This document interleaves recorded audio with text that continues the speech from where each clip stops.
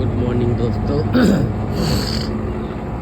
सुबह सुबह शूटिंग पे आ गए हैं हम और शूटिंग अभी स्टार्ट होगा आजमगढ़ में। फिल्म का नाम है, फिल्म का नाम अभी रखा नहीं है।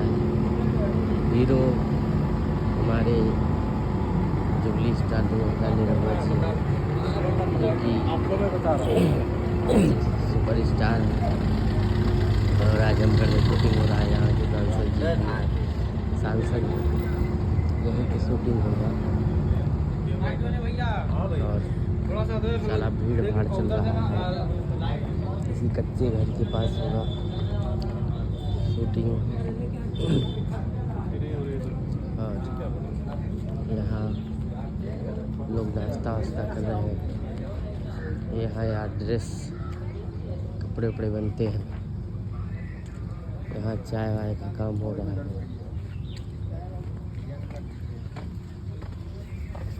यहाँ चाय वाय बनता है।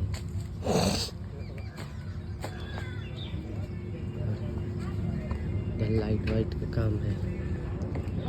यही सब हो रहा है। अभी इधर पूरा सेटअप लग रहा है शूटिंग होने के लिए। इसी कच्चे घर के पास होगा। चलते हैं, मिलते हैं अगले वीडियो में।